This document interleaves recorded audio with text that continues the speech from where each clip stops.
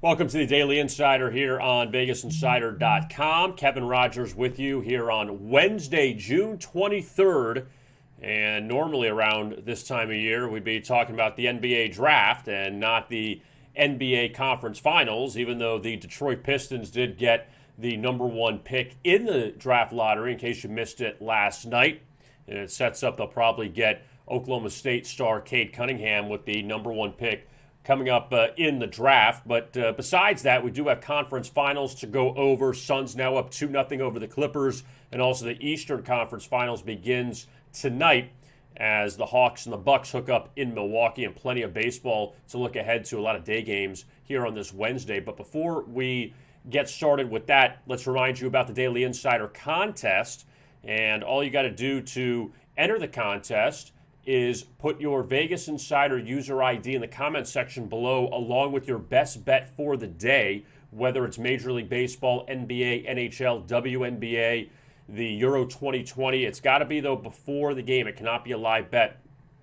And it can be a player prop bet. It can be a first five-inning bet in baseball. It can be a first quarter bet in the NBA. It doesn't matter. It's just got to be before the game. And put your Vegas Insider user ID below along with your best bet, and you'll be in the drawing for a week's worth of handicapper selections from one handicapper for 7 days on VegasInsider.com. It's a $100 value. You get that for free.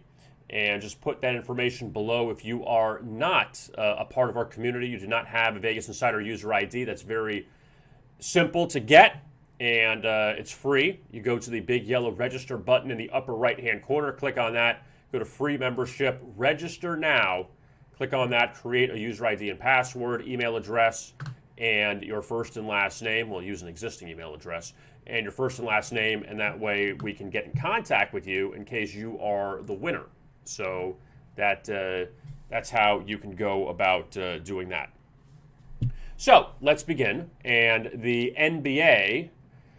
Now, for the third straight series, the Los Angeles Clippers are down 2-0. They've won the first two after being down 2-0 to Dallas, being down 2-0 to Utah. Let's see if they can pull off the trick again against Phoenix. And the Clippers were that close to evening up the series at one game apiece last night. A back-and-forth affair towards the end. Paul George missed a couple key free throws, but DeAndre Ayton was the big hero as he had the game-winning dunk on what they call the Valley Oop in the final second of regulation, and Phoenix ended up beating LA 104-103. And that game easily stayed under the total of 223, as you see 47, 48, 51. You had a 61 in the fourth, but the biggest thing you want to make sure was to avoid overtime. That's the last thing you needed if you had the under. A game that was on a great under pace, and then the game will go to overtime, and then screwy things happen in overtime. So at least you dodged that bullet if you had the under last night. So Phoenix now up 2-0, but the Clippers, though, covers 4.5-point underdogs, and LA has won each of the two game threes so far in the playoffs. So now they return home. Kawhi Leonard will still be sidelined, but it looks like Chris Paul will probably be activated for Game 3 for Phoenix after he missed the first two games due to being in the COVID protocol. And not to say the Suns didn't need him, but Phoenix went 2-0 without him. And obviously Chris Paul's appearance back in the lineup will only help the Suns moving forward, as they will play Game 3 coming up on Thursday night back at Staples Center. And we have to look ahead now to Game 1 of the Eastern Conference Finals. And quickly you see with the Clippers and the Suns, that's basically a pick-em going into tomorrow night. That total has dropped down to 218.5. So we'll see if that ends up staying on the under pace or if it goes back to an over. I mean, in Game 1, it looked like it was on an under pace after the first quarter. Then the second and thirds blew up, and the fourth kind of got back on, kind of simmered down a bit. But yeah, now going back to LA, we'll see if the Clippers can do it again, being down 2-0. Game 1 tonight, Atlanta and Milwaukee at Fiserv Forum. And the Bucks come into this game as an 8-point favorite. Milwaukee took 2 of 3 from Atlanta this season. Now, granted, Trae Young missed 2 of the 3 matchups with the Milwaukee Bucks this year. Bucks won the first meeting at home. Bucks won the second meeting, in fact, that Trae Young played in Atlanta. Then the third meeting, Trae Young missed, and the Hawks came back from about an 8-point deficit in the fourth quarter and beat the Bucks. But Milwaukee has won 8 of the past 10 meetings with Atlanta dating back to January of 2019. So just putting that out there. I know that some of the historical trends have kind of died down a little bit, with the pandemic and other things. But Milwaukee has had its way with Atlanta. The first meeting did go over the total. Last 2 stayed under, and those were much higher totals than tonight. And also you can point a finger at Milwaukee, 5-0 at home in the playoffs. Now, they had 2 non-covers against Miami in Game 1 of the first round and against Brooklyn in Game 3 of the second round. The Bucks also allowing 99 points or less in regulation in all 5 home playoff wins. The only game they allowed over 100 was the overtime victory against the Heat back in Game 1 of the first round. So Milwaukee's defense has stepped up at home. In Atlanta, they're on a 3-game under streak. So a lot of conflicting things going into this game as far as the totals going. Now, the total, again, dropped from the last 2 meetings, rather, between Milwaukee and Atlanta. And when you go back to it, and we'll look at it here on the screen, Milwaukee first played Atlanta back on January 24th in Milwaukee. 129-115 win. Trae Young didn't play. That's why the Bucks were laying 12. Easily goes over 225. In the second matchup, this was the first one in Atlanta, April 15th, 120-109 win for the Bucks, 235.5 total, and that one stayed under. And then the third meeting, without Trae Young, total dipped down to 229. Game stays easily under the total, 111-104 comeback win for Atlanta. And that was also on a back-to-back 2 for the Bucks. So just put that out there, that the 2 games that Milwaukee played in Atlanta were both off back-to-backs, as you see at Minnesota and against Philadelphia. And the first meeting this year, the Bucks had a few days of rest. So, again, trying to digest all of that. But the Bucks, though, an 8-point favorite here, and Atlanta won 3 times at Philadelphia in the second round. And they've already won 5 road games so far in the playoffs, the Hawks. Twice at New York and 3 times at Philadelphia. So the Hawks obviously aren't afraid of going on the road. And for Milwaukee, again, they played very well at home. And this Milwaukee team, who was the top team in the East last year before the pandemic hit, and then I think the pandemic hurt the Milwaukee Bucks the most of any team. That they just weren't the same when they went to the bubble. Remember, they struggled with Orlando in the first round. They lost that opening game, then eliminated the Magic. They were just better than the Magic, but they lost that first game. Then they didn't play well against the Heat. Giannis got hurt in that series. And I think now with the reset of the season and not playing in the bubble, that Milwaukee was hurt most in the bubble. Now you see them, and again, we don't know what would have happened if James Harden was 100%, if Kyrie Irving was 100% in that Brooklyn series, but the Bucks still knocked out the Nets. So Milwaukee is a substantial favorite here in Game 1 of the Eastern Conference Finals, and they will alternate. East and West now play every other day after the Clippers and Suns have already played 2 games compared to Milwaukee and Atlanta, who have not played yet. All right, let's take a look at baseball now, and we have a lot of afternoon action. And the Phillies. That is actually, you know what? Let's go down to interleague really fast to the White Sox and Pittsburgh, and then we'll go backwards, just because some of these games start a little bit earlier, so we won't hit on that. White Sox and Pirates. That's the first game of the day at 12:35 from PNC Park, and this game last night was on an under trend, or an under, I guess it was on its way to an under with Lucas Giolito and Tyler Anderson on the mound. Pittsburgh was up 2-0 going to the 7th inning on a 7.5 total, so you were looking good if you had the under. Chicago came back with 3 in the top of the 7th. Yasmani Grandal hit a home run to put the White Sox up, but then Pittsburgh responded with 4 in the bottom of the 7th. So 7 runs scored alone in that 7th inning, helping pushed that game over the total of 7.5. And the Pirates end up getting that victory. Pittsburgh has played better of late. They've won 3 of 4, beating Cleveland and Chicago. Not bad. And the White Sox, they've now lost 5 straight. And in all 5 of those games, the White Sox have scored 3 runs or less. So now Dylan Cease on the mound this afternoon trying to save the White Sox from another sweep. I mean, 2-game series, but still, they're not playing well. Cease's last time out, he was knocked around by the Astros, allowing 7 runs in less than 4 innings of work. And Cease, who's had a good season, 5-3, ERA below 4, but his away ERA is nearly 7 so far on the campaign. And in 3 of his last 4 starts, he's allowed 5 earned runs or more on the road. 3 of his last 4 road starts, 5 earned runs or more for Dylan Cease. And for Pittsburgh today, Chase DeJong goes, and the former Twin, the former Astro, he hasn't been terrible. His last start out 4 innings, allowing 4 hits and an earned run and a loss to Washington, 3-1. And, obviously, just kind of a spot start for him. Well, he's made a couple starts, but we'll see how long he lasts in the rotation for Pittsburgh. But, this White Sox team is not playing well, not getting a lot of offense. Simple as that. That they're a little dinged up right now and going through a little bit of a slump. Let's continue with the interleague games since they're all afternoon. Then we'll scoot back up to the National League. The Cardinals and the Tigers, that is the 1-10 game today in interleague in Detroit. And the Cardinals, again, another team continuing to struggle offensively. They scored 9 runs against Atlanta Sunday afternoon in a 9-1 win over the Braves. In the other 9 games in the last,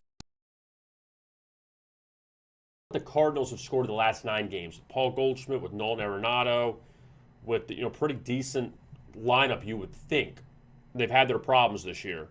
But here are the run totals. 2-0, 1-0, 1-2, 4-0-2. And they had the 9. So except for that 9, which is obviously the anomaly here, the Cardinals team can't score. So that is 5, 6, 7, 8 of the last 10 games, they've scored 2 runs or less, St. Louis. And they got blasted by the Tigers last night, 8-2. Johan Oviedo, I mentioned this yesterday in the live stream, that he pitched well against the Marlins his last time out at home, but on the road he's been shelled, and that happened again last night.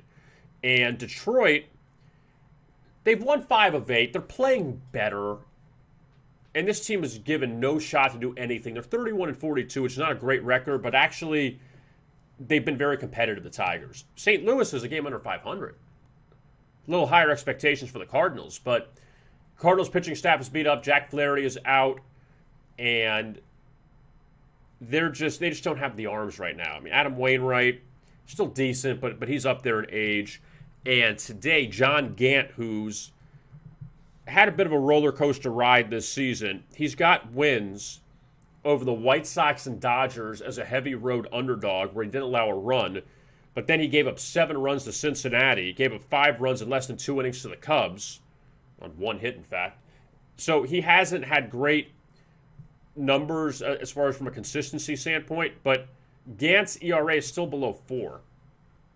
So he has not been bad for St. Louis. And for Detroit, Matt Manning makes his 2nd career start.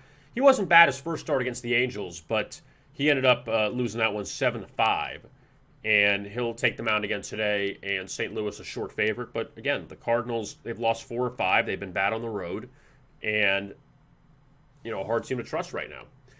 The Giants and the Angels from Anaheim, and a fantastic pitching matchup this afternoon. Kevin Gausman goes for San Francisco, Shohei Ohtani for the Angels, and the Giants with Kevin Gausman, who, again, if it wasn't for Jacob deGrom, Gausman is definitely in the Cy Young conversation. I mean, he's there, but it's kind of deGrom and everyone else. But Kevin Gausman having a career season for the Giants, 8-1 record, 1.51 ERA, over 100 strikeouts. And for Gausman, when you go back through his numbers on the season, He's allowed more than 2 earned runs one time, and that came against the Reds in early April or mid-April. But he's actually been unbelievable for San Francisco this season, and they have actually won 5 of his past 6 starts. And he takes the mound today opposite Shohei Ohtani. Now, the Giants did beat the Angels yesterday 5-0, a game that was 5-0 in the second on a 9 total, and Andrew Heaney had that 10-start over streak for the Angels, so you'd figure that that would continue, but the final score was 5-0. They didn't score any more runs, and Heaney, who shut down the Giants last time he faced them in San Francisco, he got totally rocked last night. Now Shohei Ohtani goes today for LA. 3-1 record, 2.70 ERA. Allowed 1 earned run last time he pitched against the Tigers. And that was the game I just mentioned, Matt Manning of Detroit. He was making his major league debut, and Ohtani went for LA.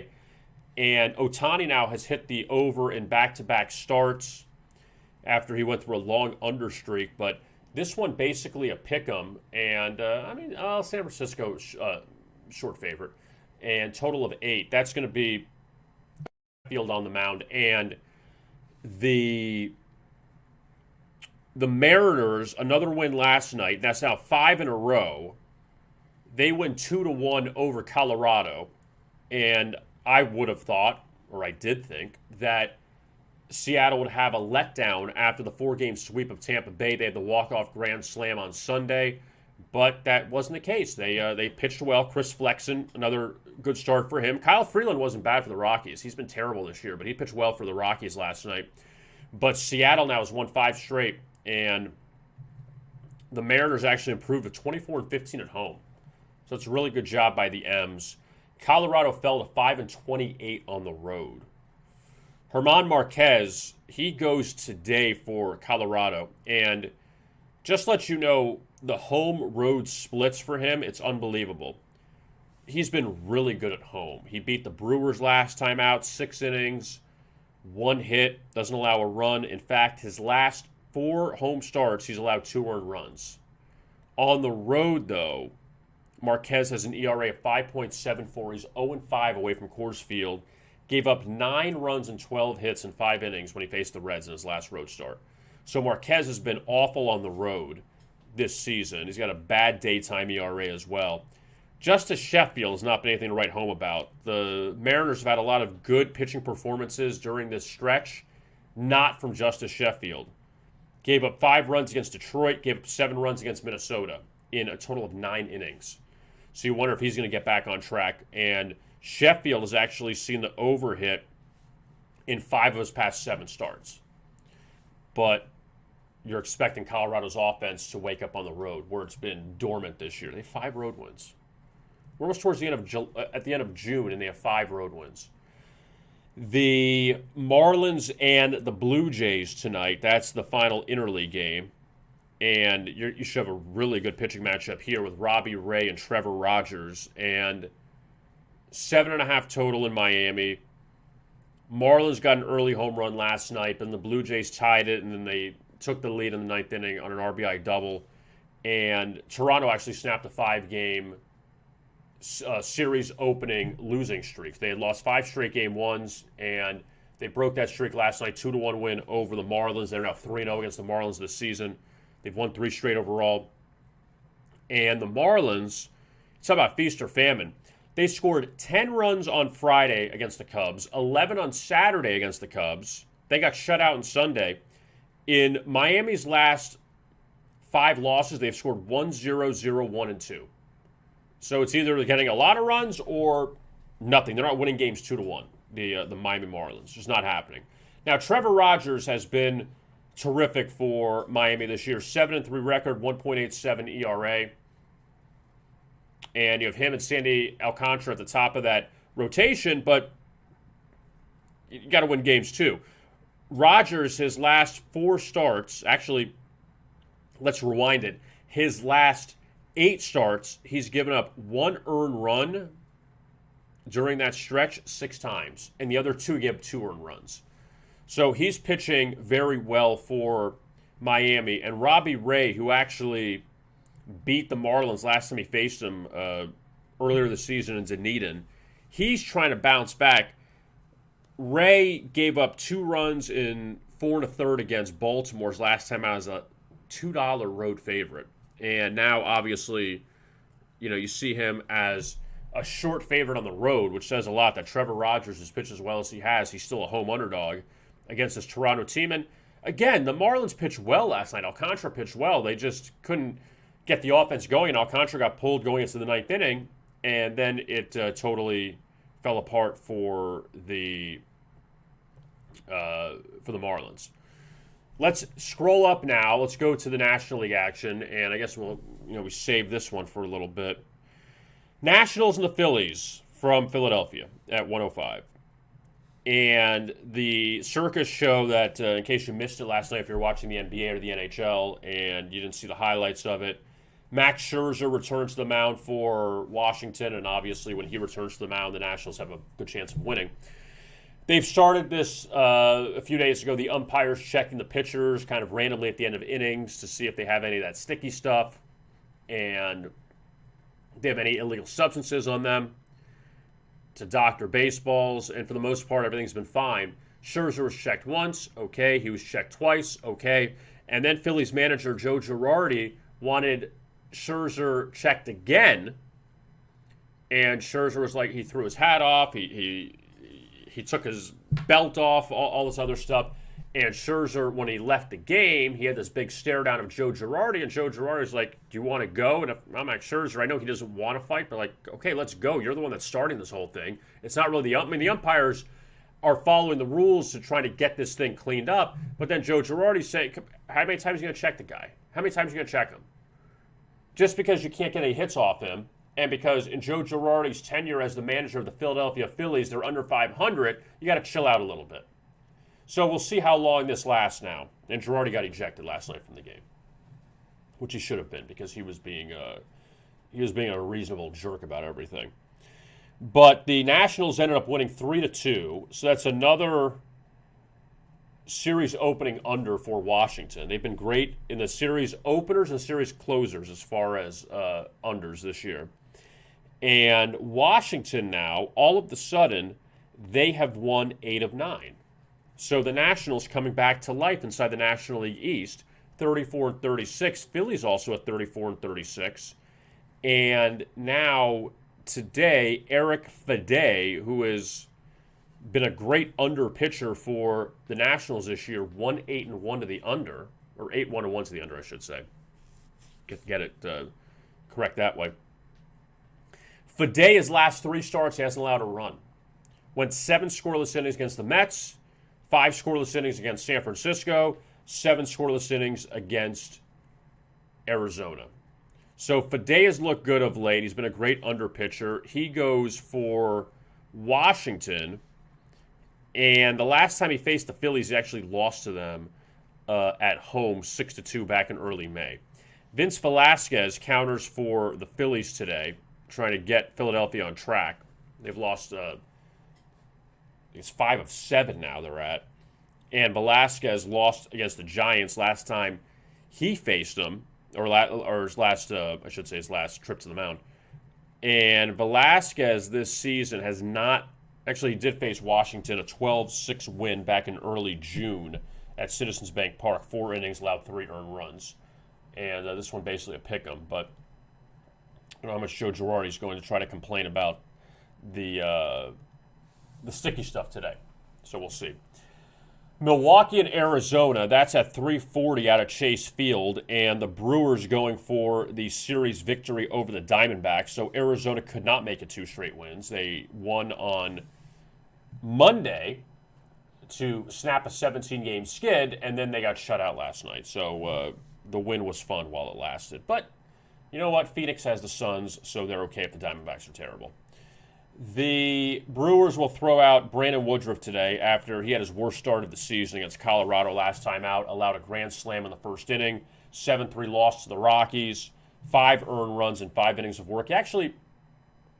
He got racked early and then settled down for the next few innings, but Colorado dug Milwaukee such a hole that the Brewers had no shot.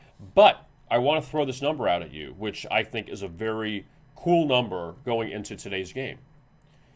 Brandon Woodruff, he has made 15 road starts since last season. The under is 14-1 his last 15 road starts. 7-0 to the under on the road this year for Brandon Woodruff. Now, I personally like the over in this game. 7.5, low total. A lot of people would think, all right, let's ride this again. Coming off a 10.5 total at Colorado, now 7.5 today.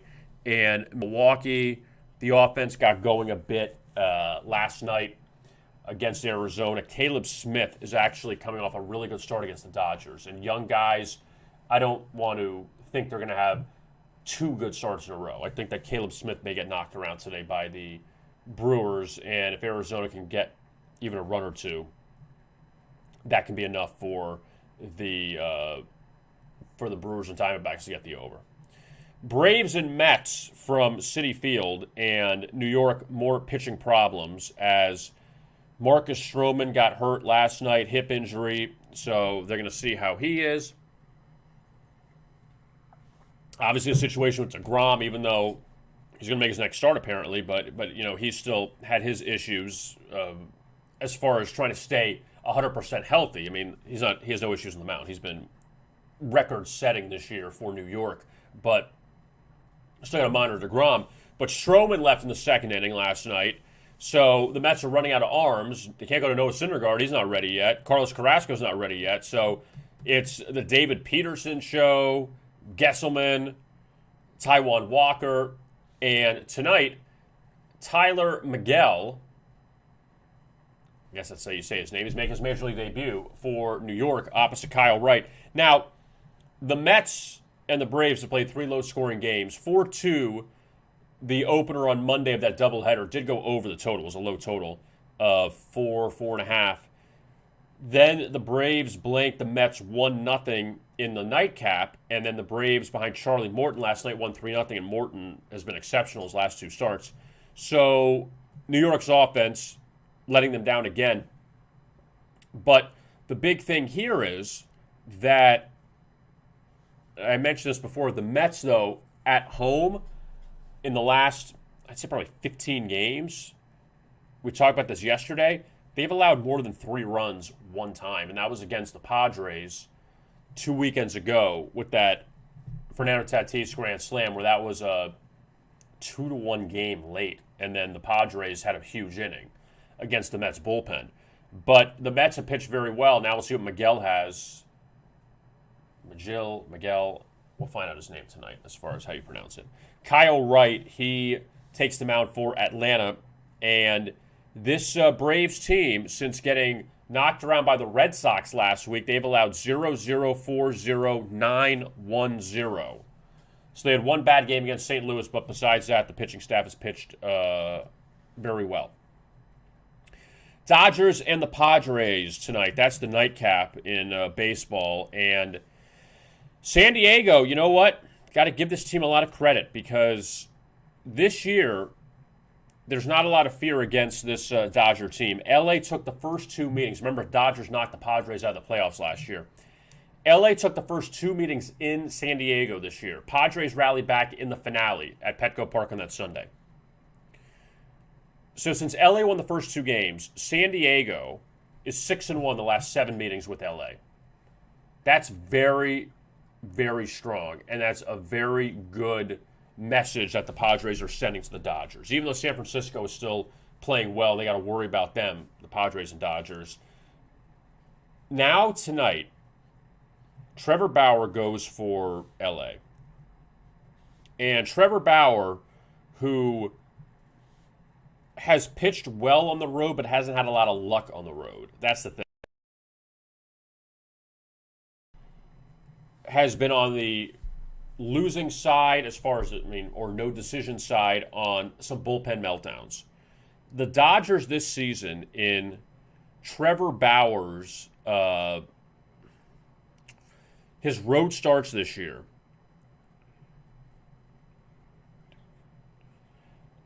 3-7. 3-7 record in Trevor Bauer's 10 road starts. They did win his last start at Arizona. It was the Diamondbacks, but 7 scoreless innings, 8 strikeouts. That marked the 4th time that Bauer's had a scoreless outing so far this season. And now Bauer takes on the Padres again, who he so far has beaten at home, picked up a no decision on the road, but he's allowed 3 earned runs. He struck out 16. He's allowed 3 home runs. And on the flip side for LA, it is Joe Musgrove, who since the no-hitter, it's like an ERA of 2.228. So since the no-hitter against Texas, he's had his moments. He did pitch well against the Reds his last time out, 7 innings, didn't allow a run. That was the 2-0 Padres lead, and then the Reds got 4 in the top of the ninth, and the Padres got 4 in the bottom of the ninth. So, you look at the box score, and you see 7 scoreless innings in a 6-4 game. You wonder what happened, and that's what happened. The bullpens both kind of exploded in that one. So, L.A. and San Diego, where the Padres now, they have won 6 straight games. They've allowed 2 runs in 4 of those 6 games. So the pitching is coming around again. Blake Snell pitched well last night opposite Clayton Kershaw. And L.A., look, they got to figure out how to beat the Padres. And I understand that there's still a long way to go in the season. They could see each other later in the postseason, but right now the Padres have the Dodgers number. In the American League, it is Houston and Baltimore to lead things off. And all the games, the 4 games of the American League, are all night action. So that's why we saved that one for last. The Astros won the first 2 with the Orioles at Camden Yards, and Houston continues to roll. 3-1 win last night, and that snapped Zach Greinke's 10-start over streak. So Greinke and Andrew Heaney both had 10-start over streaks going into last night. Both hit unders. And Houston right now is 1-9 in a row. And the pitching during this stretch, the Astros have allowed 1, 2, 2, 3, 1, 2 in the last 6 games. And they go with Jose Urquidy tonight. And Urquidy, 5-3 record, 3.65 ERA. He's tossed 7 innings in each of his last 2 starts, allowed 5 earned runs during that stretch. On the road, though, he's allowed 5 home runs his last 2 starts, so something to keep an eye on. But the Orioles, though, they've been terrible because they're not very good. They've lost 9 of 10. And the only win in that stretch, Thomas Eshelman. That's right. The pride of Cal State Fullerton. He has the only win during the stretch, and it came against Toronto 7-1. Well, he had a no decision, but 4 2/3, 3 hits, an earned run, 3 strikeouts. So Eshelman is the next Jim Palmer in that Baltimore rotation, and Houston obviously a huge favorite. The Royals came back and beat the Yankees last night in the Bronx. That was pretty impressive. And Garrett Cole started for New York. He actually had a nice pitching performance, 7 innings. Brady Singer didn't get through the 4th. And the Yankees were up 2-0 out of the gate. Royals tied it at 2. Yankees went up 3-2 going to the 8th. But then Kansas City exploded for 4 in the top of the 8th. Yankees got 2 in the bottom of the 8th. And the Royals held on for the 6-5 win. And Brady Singer, he has not been sharp recently. Garrett Cole, 7 innings, 2 earned runs, but the bullpen blew it. And he's had a couple of those this year where he's a heavy favorite, and the Yankees have lost. And that's happened against the Rangers. It's happened against the Royals, against the Tigers. So it's something to be concerned about. But the Yankees, though, they actually, I mean, when you look at it, they bounced back at home recently, and you know what? The Yankees have come into this one. They've won 5 of 7. But still, those are some bad meltdowns. You can't have that, especially against the Royals. Now, Danny Duffy back on the mound tonight. He's been hurt for Kansas City. And he's making his first start since back in mid-May. And Duffy's actually been a good under pitcher, 5-1 to the under, or 6-1 to the under, so far this season. And that's a high total at 9.5. Michael King for New York. And King, an ERA of over 4. He hit the over his last time out. And in his few starts he's made so far on the season 4 starts. The Yankees are 1-3 in those 4 games. Boston and Tampa Bay. from Tropicana Field. They had a wild game last night at the Trop, a game that was won by Boston 9-5 in extra innings. Back and forth game. Tampa Bay was up 2-0. Boston went up 5-2. Rays tied it at 5, and then Boston scored 4 in extras to win it 9-5. And that's another over for Eduardo Rodriguez. Talked about that yesterday. The Red Sox, so far in their current road trip, they are 4-2. And Tampa Bay has lost 7 straight. The Rays, who first place team going into last week in the American League East, they have been passed by the Boston Red Sox because that's what happens when you lose 7 straight games. And it's Rich Hill against Garrett Richards. And Rich Hill, the Boston native, he was with the Red Sox a few times during his career. He has taken a bit of a step back recently. Hill went through a nice stretch of not allowing any runs, but he's given up 4 runs in each of his last 2 starts against Baltimore and Seattle. So hopefully against a better team like Boston, he will pitch better. And Garrett Richards goes for the Red Sox coming up tonight. Richards' 4-4 record. He's given up 10 runs and 18 hits his last 2 starts. And Richards, though, still better on the road, 3-1, as opposed to a 1-3 record at Fenway so far in the season. Oakland and Texas, and these teams have exchanged blowouts so far at Globe Life Field. The Rangers won the opener 8-3. Texas exploded last night for a 13-6 win. They were up 9-0 through 3 innings and cruised from there. They got 4 more in the ninth. But the Athletics, though, they snap a 3-game skid. Rangers still have lost now 7 of 8. And Mike Voltynevich goes for the Rangers tonight. And his numbers have not been good recently. He's allowed 16 earned runs his last 3 starts, all overs. And Voltynevich right now, the Rangers are 1-7 in his last 8 starts. So that's not good for the Texas Rangers. Let's take a look now at the NHL. And just like everyone called it, right? The Montreal Canadiens will be 1 win away from the Stanley Cup final. It's crazy. This is insane. So the Montreal Canadiens, who were the 4th seed in the North Division this season, they played the Toronto Maple Leafs in the opening round. They were down 3-1 to Toronto. Since they were down 3-1 to Toronto, they've won 10 of 12 games. The Montreal Canadiens, right? Not the Tampa Bay Lightning, not the Colorado Avalanche, not the Vegas Golden Knights, not the Pittsburgh Penguins, not the Boston Bruins. The Montreal Canadiens have won 10 of their past 12 playoff games. They won 3 straight from Toronto. They swept Winnipeg, and they have taken 3 of the first 5 against the Vegas Golden Knights. And they win last night 4-1 behind Carey Price, who continues to be one of the best goalies in the world. $2 underdog. And Montreal, they have 2 shots to win 1 game against the Stanley Cup final. And they keep winning as a heavy underdog against the Vegas Golden Knights. So Vegas, who eliminated Colorado, they thought, okay, we're going to cruise past Montreal. Not the case at all, that they are struggling with this Montreal team. And the Canadiens go back home for game number 6 on Thursday, back to the Bell Center, Centre des Bell, whatever you want to call it.